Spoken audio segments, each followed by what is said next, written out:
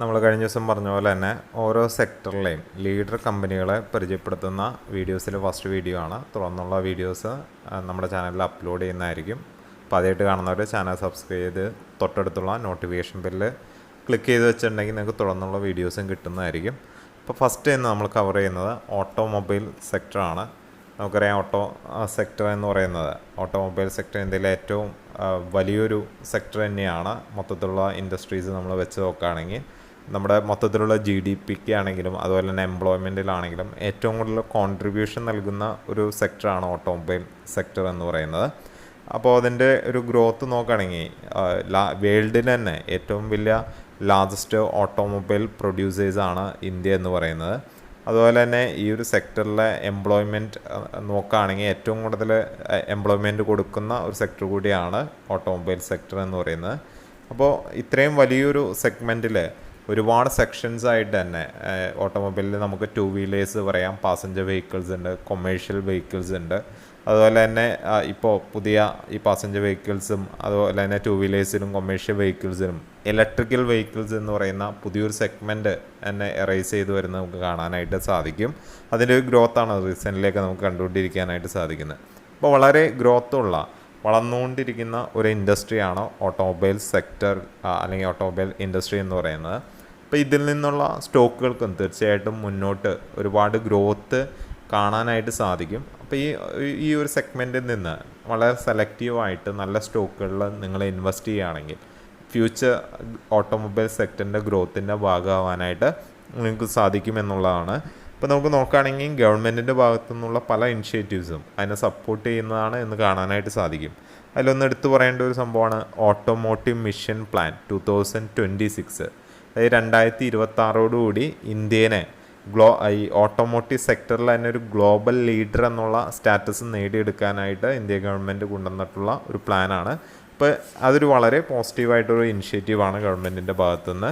അതുപോലെ മറ്റൊരു പോളിസി നമുക്ക് പറയുകയാണെങ്കിൽ സ്ക്രാപ്പേജ് പോളിസി, അതായത് ഓൾഡ് വെഹിക്കിൾസ് റീപ്ലേസ് ചെയ്തത് പുതിയത് കൊണ്ടുവരാനായിട്ട് എൻകറേജ് ചെയ്യുന്നൊരു പോളിസിയാണ്. അതും ഈ ഒരു ഇൻഡസ്ട്രീനെ സംബന്ധിച്ച് വളരെ ബെനിഫിഷ്യലാണ്. അതുപോലെ തന്നെ PLI സ്കീം നമുക്കറിയാം, പ്രൊഡക്ഷൻ ലിങ്ക്ഡ് ഇൻസെൻറ്റീവ് സ്കീം എന്ന് പറയുന്നത്. ഇതും ഓട്ടോമോട്ടീവ് സെക്ടറിൽ അത് മാനുഫാക്ചറിങ് നടത്തുന്നതിന് ഗവൺമെൻറ് കൊടുക്കുന്ന ഒരു ഇൻസെൻറ്റീവ്സാണ്. അപ്പോൾ ഇതെല്ലാം തന്നെ ഈ ഒരു സെഗ്മെൻറ്റിനെ സംബന്ധിച്ച് വളരെ പോസിറ്റീവായിട്ടുള്ള കാര്യങ്ങൾ തന്നെയാണ്. അപ്പോൾ ഈ ഒരു സെഗ്മെൻറ്റിൻ്റെ ഗ്രോത്തിൽ നിന്ന് നമുക്ക് അതിൻ്റെ ഭാഗമാവാനായിട്ട് ഈ സെഗ്മെൻറ്റിൽ തന്നെ ലീഡർഷിപ്പ് കമ്പനികളെയാണ് നമ്മൾ ഈ വീഡിയോയിൽ പരിചയപ്പെടുത്തുന്നത്. ഏകദേശം 10ഓളം കമ്പനികൾ പരിചയപ്പെടുത്തുന്നുണ്ട്. ഇതിൽ പലതും നല്ലപോലെ കറക്റ്റ് ചെയ്തിട്ടുണ്ട്. അതായത് ഒരു ഡൗൺ ട്രെൻഡിലാണ് ഇതിലെ പല സ്റ്റോക്കുകളും. നല്ലൊരു കറക്ഷൻ ഇനി നമുക്ക് പ്രതീക്ഷിക്കാം. അങ്ങനെ കിട്ടുകയാണെങ്കിൽ തീർച്ചയായിട്ടും ഒരു ലോങ് ടൈം ബൈയിൽ നല്ലൊരു ഓപ്പർച്യൂണിറ്റിയാണ്. കാരണം 52 വീക്ക് ഹൈയിൽ നിന്ന് പല സ്റ്റോക്കുകളും നല്ലപോലെ കറക്റ്റ് ചെയ്തിട്ടുണ്ട്. തുടർന്നുള്ള അവരുടെ പെർഫോമൻസ് ഗുഡ് ആവുകയാണെങ്കിൽ ഫ്യൂച്ചറിലേക്ക് നല്ലൊരു ഗ്രോത്ത് ഈ കമ്പനികളിൽ ഉണ്ടാവും. എല്ലാം തന്നെ ബിഗ് കമ്പനികൾ തന്നെയാണ്. ഈ ഒരു സെഗ്മെൻറ്റിൽ തന്നെ ലീഡർഷിപ്പ് കമ്പനികളാണ്. അപ്പോൾ ഏകദേശം 10ഓളം സ്റ്റോക്കുകളാണ് നമ്മൾ പരിചയപ്പെടുന്നത്. അപ്പോൾ അതിലെ ഫസ്റ്റ് സ്റ്റോക്ക് എന്ന് പറയുന്നത് മാരുതി സുസുക്കി ഇന്ത്യ ലിമിറ്റഡ് എന്ന് പറയുന്ന കമ്പനിയാണ്.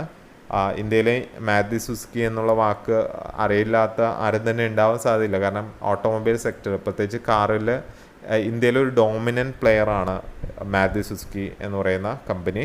അപ്പോൾ ഇത് നമ്മൾ നോക്കുകയാണെങ്കിൽ ഇന്ത്യയിലെ പാസഞ്ചർ വെഹിക്കിളിലെ ഏറ്റവും വലിയ മാർക്കറ്റ് ഷെയർ ഹോൾഡർ ചെയ്യുന്ന ഒരു ലീഡർഷിപ്പ് കമ്പനിയാണ്. കാരണം ഏകദേശം 49% പാസഞ്ചർ വെഹിക്കിൾസിൽ ഈ ഒരു മാരുതി സുസുക്കിയുടെ ലീഡർഷിപ്പ് എന്ന് പറയുന്നത്.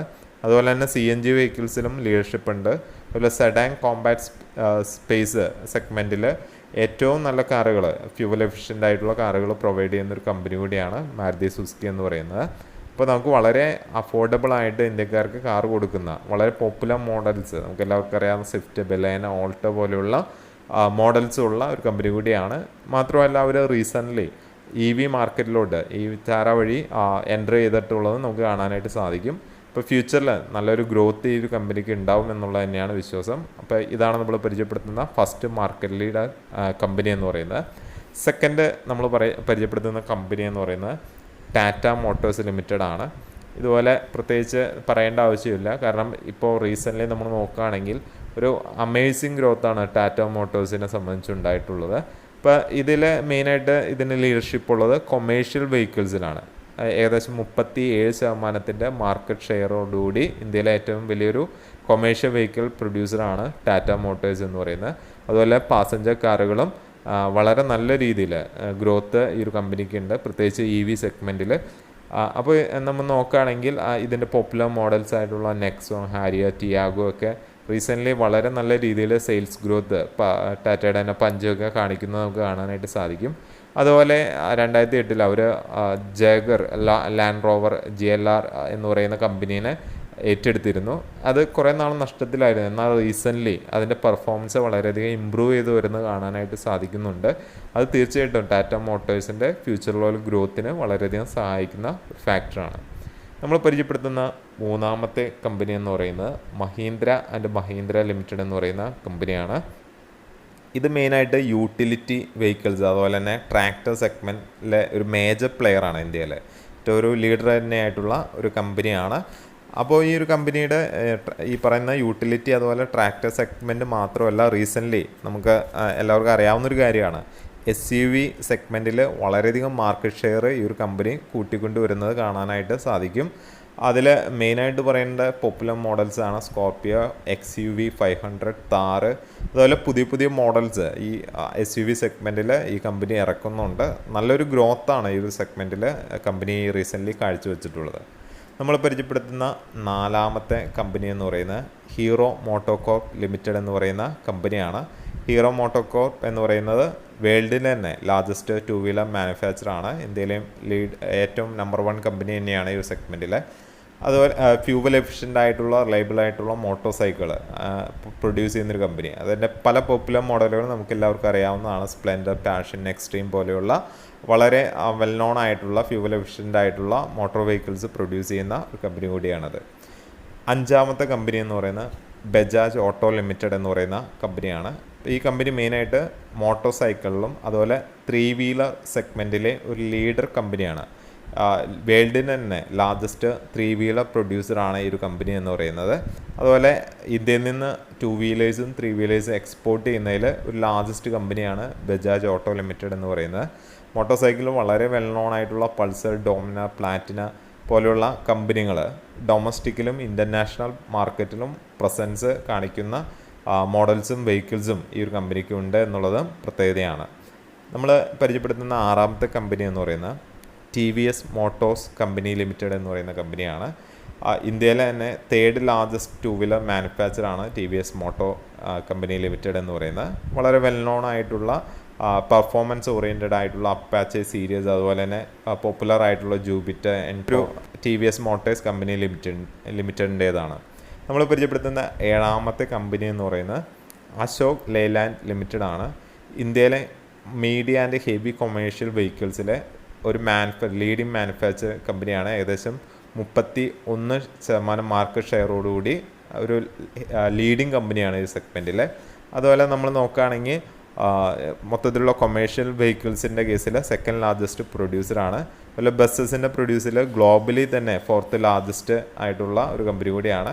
ഇപ്പോൾ ഡിഫറെൻറ്റ് റേഞ്ച് ഓഫ് ട്രക്സും ബസ്സസും പ്രൊഡ്യൂസ് ചെയ്യുന്നുണ്ട്. ഡൊമസ്റ്റിക്കിലും ഇൻ്റർനാഷണൽ മാർക്കറ്റിൽ ഈ കമ്പനിക്ക് പ്രസൻസ് ഉണ്ട്.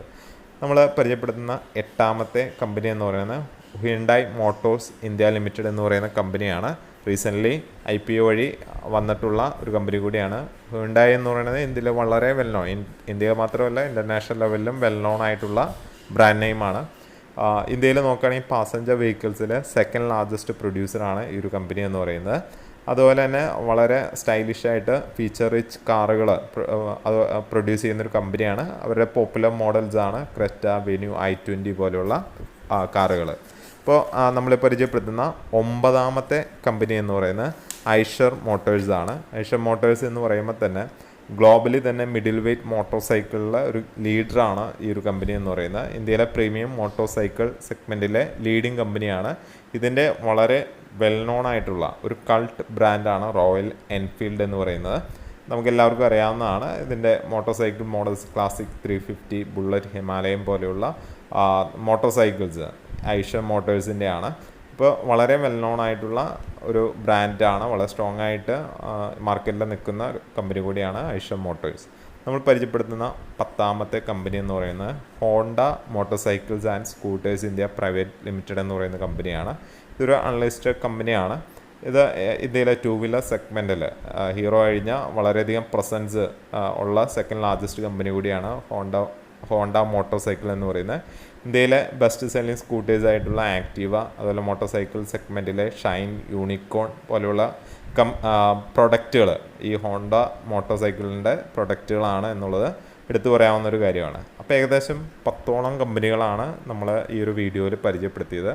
ഈ 10 കമ്പനികളിലും പലതും നല്ലപോലെ ഇടിവ് രേഖപ്പെടുത്തിയിട്ടുണ്ട്. അപ്പോൾ ഇത് നിങ്ങളുടേതായ ഒരു ഫണ്ടമെൻ്റൽ അനാലിസിസ് നോക്കി നിങ്ങൾക്ക് ലോങ് ടൈം പോർട്ട്ഫോളിയോയിലേക്ക് ആഡ് ചെയ്യാവുന്ന ഏകദേശം 10ഓളം കമ്പനികളാണ് നമ്മൾ ഈ ഒരു വീഡിയോയിൽ ഇൻക്ലൂഡ് ചെയ്തിട്ടുള്ളത്. തുടർന്നും നമ്മൾ ഈ ഒരു സെഗ്മെൻറ്റിലെ തന്നെ കമ്പോണൻസിൽ മാർക്കറ്റ് ലീഡേഴ്സ് ആയിട്ടുള്ള കമ്പനികളെ പരിചയപ്പെടുത്തി ഒരു വീഡിയോ ചെയ്യുന്നതാണ്. അപ്പോൾ വീഡിയോ നിങ്ങൾക്ക് ഉപകാരപ്പെട്ടെന്ന് വിശ്വസിക്കുന്നു. Okay, thank you.